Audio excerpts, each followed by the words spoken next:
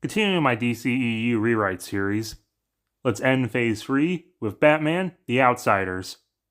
Inspired by a couple other things, but whatever. We open with narration talking about the story of Bruce Wayne is one of family.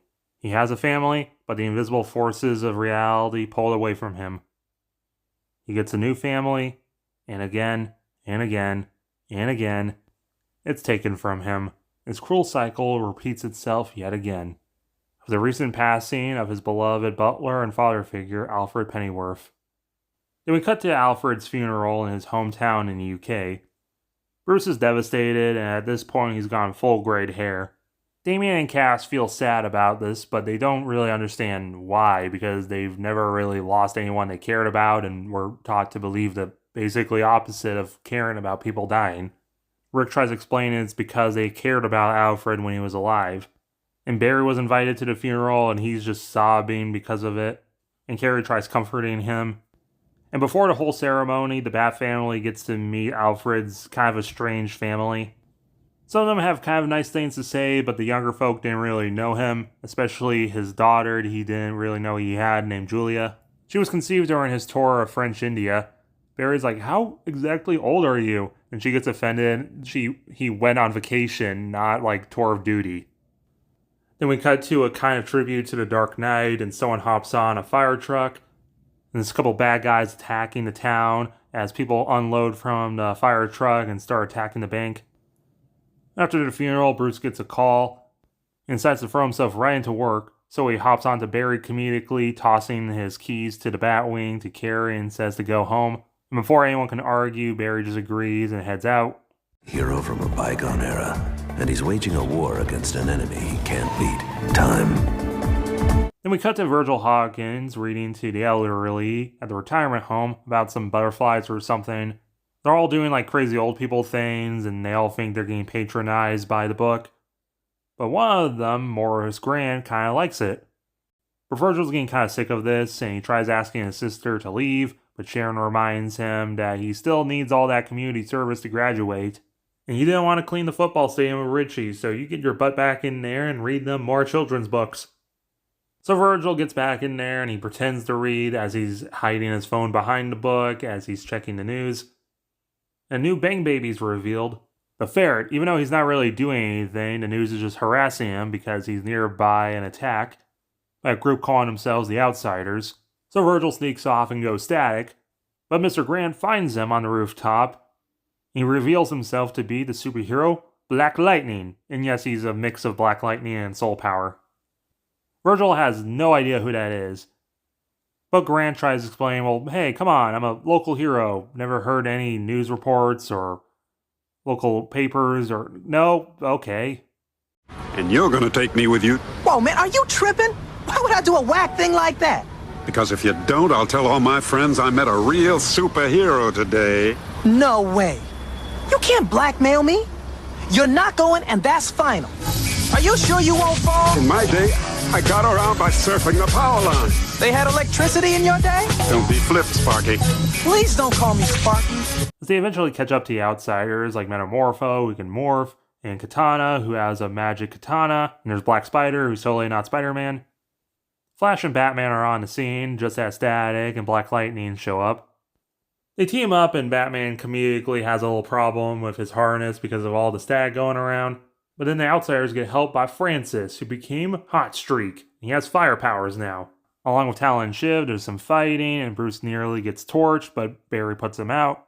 Virgil magnetizes some construction equipment nearby and dumps it on the bad guys. And eventually, the fire department just sprays them all. A very familiar-looking fire person decides to take them off their hands, and they'll dump them at the police office, including that Weasel guy. They head out. Barry also decides to head out just as Carrie and Duke decide to show up. Carrie tells Bruce that she dropped the rest off in Gotham, but the important part is, why'd you leave without me? You can't just keep going off by yourself. And Bruce says he's fine. While Virgil says, well, we also helped. Duke's like, who are you? And they quickly explain. It all started in the early 60s. During a high school trip to the Hoover Dam, there was an attack, and he got a little too close. Transformer Blue giving me the power of 10 turbines. I fought all sorts of scum in my day. Really wanted to join the Justice Society when I was around Duke's age, but just as I got my application filled out to join, just like the Beatles, as soon as I got into it, they broke up. But I did make friends with Adam Smasher's nephew on the Facebook. I recognized Cyclone in that new league they have because I used to date her mom, till she moved to the Metropolis back in the late 90s. But Bruce starts thinking it might be a little weird that there were two separate attacks by two separate groups at the same time in the same sort of location. There has to be something to this. So they investigate. As we cut to the Outsiders recruiting. What is this place? You guys! Stay cool, man. Hot shot! Hot streak! Now, we can't blame Ferret for being a bit disoriented. The Joker! Call me Uncle Jay. What are you doing here? Such a sad story. Thanks to a cranky bat, I was set adrift. Not a friend in the world. Then I realized Dakota's just lousy with fun young people. So I decided to pop in and scare up some new recruits. Oh, yeah! This is the big leagues! Uncle Jay, I appreciate you saving me and all, but I don't care. This guy is totally creeping me out. Well, I certainly don't want you to feel uncomfortable, Ferret. Though it will be a shame to lose you and your power.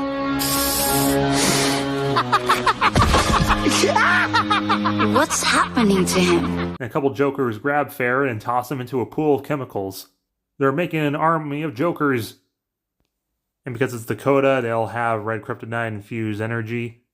As the meta breed realize there's two Jokers, Talon's like, this is kind of weird. I don't know if we really should be helping them. We should go back to Ebon. As the guys are quickly put on clown makeup and are completely willing to do what Uncle Jay says. Also, yeah, the Outsiders are working for the Joker. The good guys are investigating, and Carrie's still upset about Bruce for himself riding to work after Alfred. But then they hear a familiar laugh coming from an ambulance. Bruce hops out of the Batmobile and investigates, finding a couple bodies of people who've been Jokerized. And they're all wearing shirts for the Dakota Aquarium. They head over, and all the fish have been Jokerized. We see Damian sneak out of the trunk of the Batmobile. He snuck his way here, and he goes on his own investigation. Just as the rest of the heroes get jumped by the Outsiders and a bunch of clowns, led by Gary Gaggy. During the fighting, the aquarium glass breaks, and a shark eats him. There's a little fighting with the Outsiders until Bruce talks to them. You don't have to live down here rotting with the garbage and stewing in your own anger. You're gonna tell us how we can live? You have no idea what it's like to be an outsider. That's where you're wrong. Growing up, I was an outsider like you. Got beat up every day, twice on Sundays. I could have gone down a darker road, but instead, put the gloves on and never look back. Think a bunch of ragtags like you could learn a thing or two from an old-timer like me? Meanwhile, Damian, he finds an Ace Chemicals truck behind the aquarium. He stalks it out, following it to a warehouse. He finds a Joker pool. One of them reaches out and tries grabbing Damian, but he kicks it away. Freaked out, but he gets grabbed by other Jokers and pulled away. The Outsider is now helping the gang find their way to the warehouse, but the pool's been drained. Oh, children! Uncle Joker needs you! Now there's an army of Joker-fied people, but they have clothes on. And during the tussle, one of them accidentally hits the button on Bruce's belt that summons the Batmobile through the building, running most of them over. A Static fights Shiv, till he gets stuck in a thing. Ooh, spot welding is not good for the complexion. Uncle Jay's holding Damian hostage, so Bruce screams, "Now let go of my son." Uncle Jay laughs about how funny it is that there's a baddie bat son. Especially because he's going to be the next Joker. Everyone's confused until Comedian steps out. They explain that long ago, there used to be just one Joker inspired by a man on the news who spoke his mind and became an agent of chaos. Us social rejects found each other and became the three heads to make one Joker. Now since the clown's gone, the criminal wants to make a new army of Jokers. And Birdbrain Battyson's gonna be the new top Joker with us. But Black Lightning says he remembers a Joker and wasn't one of you two schmucks. In the late 80s, me and my partner Sparky fought the real clown, and he nearly took our lives. Sparky eventually recovered, and now he works for Terrific Tech. But the point is, I noticed a lot of clown-themed crime lately, And this is why I wanted to join Static here. And then they continue their fighting as Damian is slowly lowered into the chemicals. Duke and Carrie deal with Talon until Joker shoots Carrie in the shoulder and Batman drops him. Metamorpho and the lightning strike getting rid of the Joker chemicals just as Hot Streak accidentally ignites them, leading to a knife on Batarang duel with Uncle J. But Bruce just tosses 3 Batarangs into Joker, including one into his eye. Bruce is not playing around with the safety for Damian as he nearly falls into the burning chemicals, but Bruce saves him and drop kicks Uncle J out the building. Please, Batman, help me. Gotcha. That looks fun. Let me try. You show real potential for this gig. You ever need a mentor, Virgil? You just let me know. Punchline starts shooting erratically, killing Black Spider, so Duke has to knock her out. Uncle J laughing in the rubble. He's all like, "You think you won? Well, think again. I'm the only one gonna get what he wants." He starts laughing, but it hurts to laugh. But then Ferret Joker picks up a gun and shoots Uncle J in the neck. He starts to cry laughing about it. As Bruce has a heart attack because he was nearly blown up for the 4th time. Batman, what is it? It's his heart. Be calm. You know I hate to repeat myself. Metamorpho. His lungs need oxygen. Black Lightning. Let's see if we can't give this jalopy a jump start. Bruce forcibly rips off his mask, not knowing what's going on, coughing violently. And then he kind of realizes what happened, and he's like, maybe I should start slowing down. And Black Lightning's like, stay golden, pony boy. Uncle J and Punchline are sent to Blackgate. Tom Hiddleston Joker is separated from the others and sent to Arkham. A lot of the people who are Joker-fied are getting help. The Metabreed escaped jail and hope that Ebon didn't hear they helped the Joker, but he did, and he's very upset. Julia gets a job at Wayne Enterprises.